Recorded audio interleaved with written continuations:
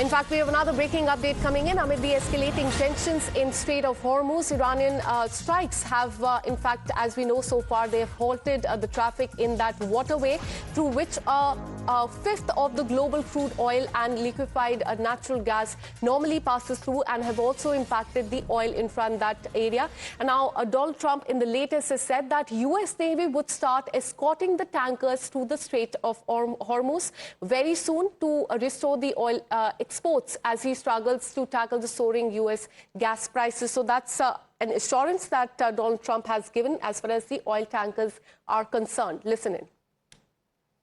So the situation in Iran is going very well. A lot of big hits today, a lot of big wins today, as you probably have heard militarily. And I think it's going very well and very good control. We'll see what's happening with the Straits. They continue to try and sabotage their own country in the Middle East, but it's been very, very strong militarily. Well, I think your gas prices, as soon as that's over, are going to come tumbling down along with everything else. I think it's going to be, you're going to see a very big decrease in the price of gasoline, gas, anything having to do with energy, as soon as this is ended. But we had to end the nuclear threat in the Middle East and throughout the world, and we will have done that. Well, to me, it means very simply that we are in a position of dominance that nobody's ever seen before. And whether or not they're able to say the words or whether they're not. Let me once again bring in my colleague Srinjoy. Srinjoy, Iranian strikes have halted the traffic in Strait of Hormuz, and now Donald Trump is saying that he will let the U.S. Navy escort the ships there, the oil tankers that are struck there, and that will happen very soon. How crucial is this, and is this not going to be a very risky business?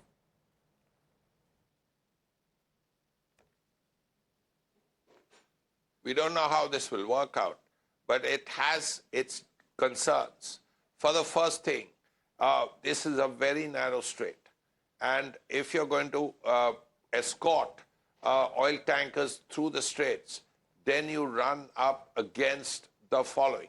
Number one, Iranian drones, because they can be used to strike not only the tankers, but also the American warships. And if there's a swarm of drones, it's just a matter of one drone going through. Second, we don't know if Iran has lots of missiles left, but you would imagine that it has some left and perhaps anti-ship missiles. That too could be a concern. Also, it's not clear if they have shore batteries and whether they can be placed in an area where American strikes will not hit them. So if there are shore batteries, again, that is a concern.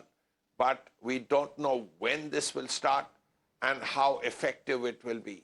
Clearly, it is necessary because as long as the Straits of Hormuz are closed, then there is pressure on oil prices because the entire supply of oil becomes a problem. Because 20% of the world's oil, crude oil, flows through this area. Everybody knows that. And as a result, if 20% of your world's oil is blocked, if the supply of 20% of your oil is blocked, then naturally there are demand and supply problems.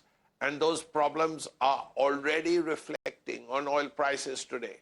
We don't know how bad it's going to get after that, despite all the promises of moving out $400 million of crude oil from reserves of IEA countries.